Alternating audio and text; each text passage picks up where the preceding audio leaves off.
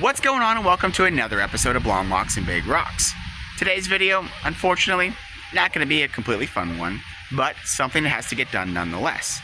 Those of you that have followed our channel would have seen that earlier this year, we actually went on an adventure to Rapid City, South Dakota for the 2025 USTA Nationals, because all three kids qualified. That put us on about over 30 hours worth of driving, about 2,300 miles round trip. And right before we left, the Suburban developed a problem. I started noticing a little bit of an oil leak. Before we left, I thought I had it figured out, threw some valve cover gaskets at it, but it turns out that wasn't the case.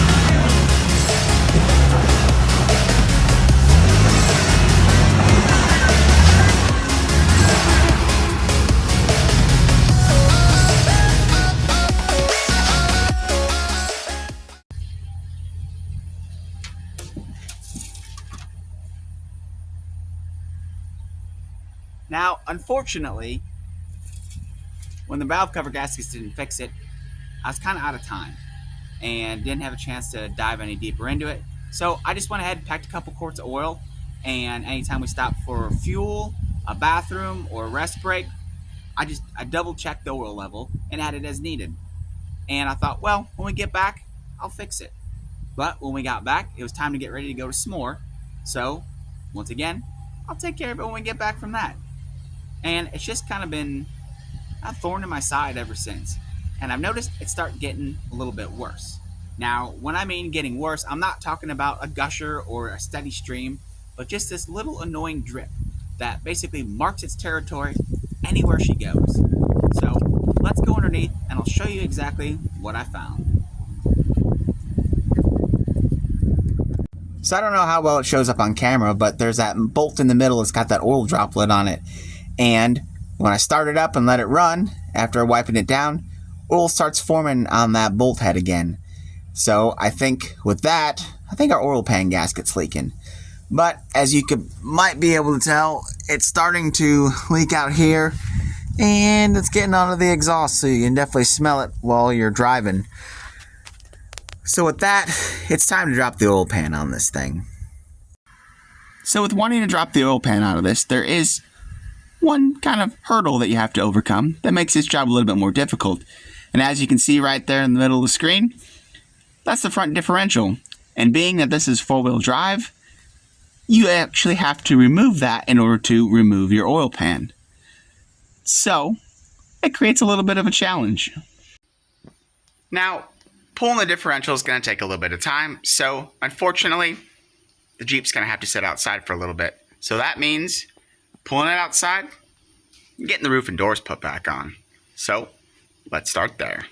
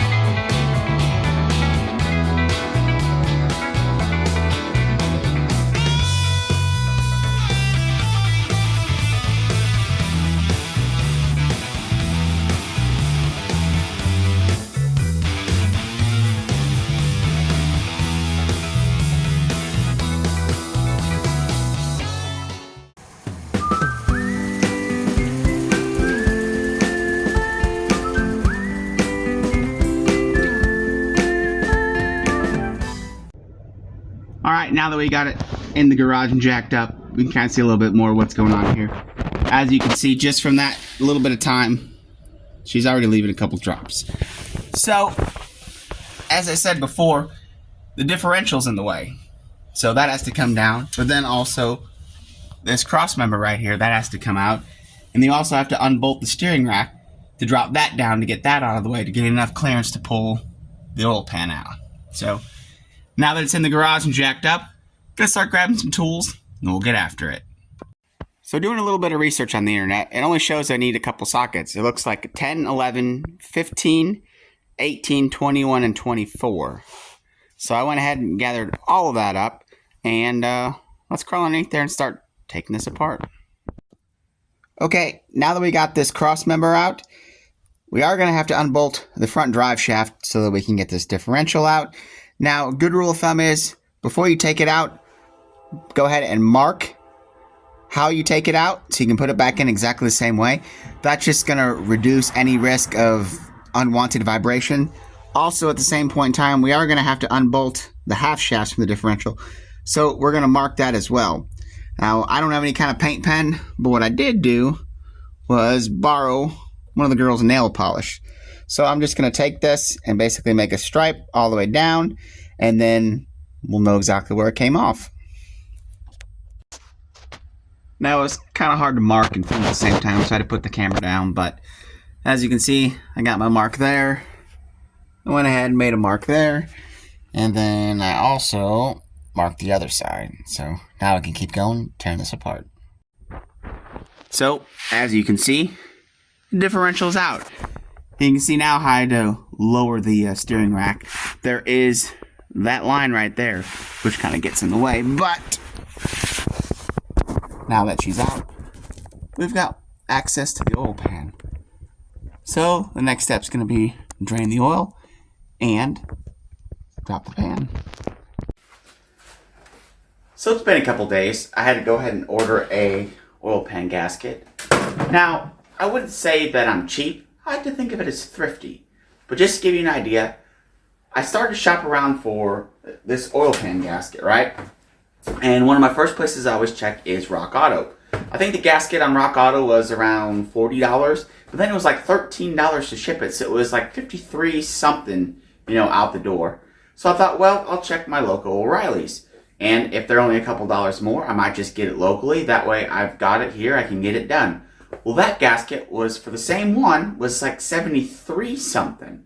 So then I also went and took the part number, put it into the Jungle site, and that was only like $30. Then after you put taxes and shipping, that was under $40. So 3 different places, prices range from $40 all the way to like $75. So just something to look out for when trying to get a gasket, or any parts for that matter, that prices vary all over. So I did go ahead and order it off of Amazon. Waited a couple days. Well, now we got the gasket, so we've got to get underneath there, get the oil drained out, and then pull the pan down.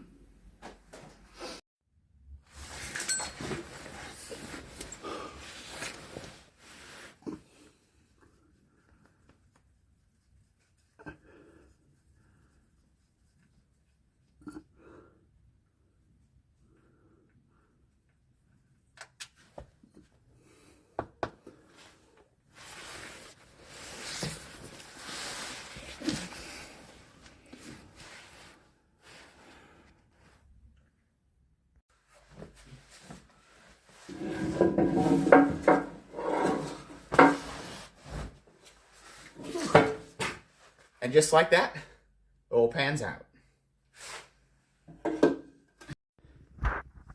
Now, one thing I did want to bring in here and show you is that it appears that this oil pan gasket's been replaced at some point in time. Let me show you why. So from the factory, let's see, right here, the gasket actually is riveted on there. There's another spot too, right here. So as you can see, it looks like someone's already drilled those rivets out. So this oil pan gasket's been replaced. Now, I believe right back here, this right here is our culprit where we were leaking at. So now we got to get this old gasket off, get underside cleaned up, and get ready to put the new gasket on. So we got the underside cleaned up here, and before we go and put the oil pan back on, a couple quick notes. Right here, you can see where you've got 2 pieces coming together, and then also all the way up in the front on here. That's on both sides. Gonna go ahead and put just a little dab of RTV before we go ahead and slide that pad and gasket back on. Okay, as you can see, I've got just a dot on all four corners. So now we're ready to put the oil pan back in.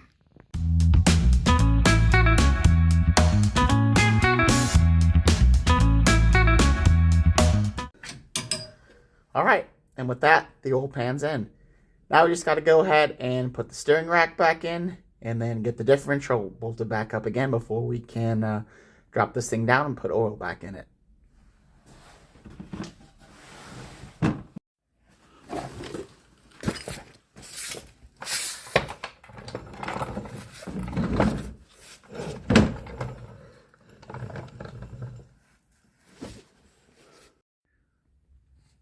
So the oil pan's back in. Got the steering rack back in, the differential and the cross member. Made sure to line up all of our paint marks. Now ready to go upstairs. Put some oil in this.